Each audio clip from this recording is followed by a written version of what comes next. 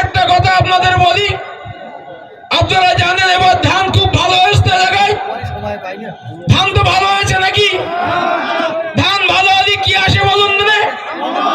পঙ্কবল আসে। গত শুক্রবারে পঙ্কবল এসেছিল শুভেন্দু অধিকারী। যে শুভেন্দু অধিকারী পঙ্কবল এলাকায় দিতে জানেন, পঙ্কবল আইলে এলাকা ক্ষতি করে। সেই পঙ্কবল গত শুক্রবারে আসে। সেই পঙ্কবলকে যদি আমরা তাই, তাহলে কি করতে হয়? বিশেষ স্প্রে করে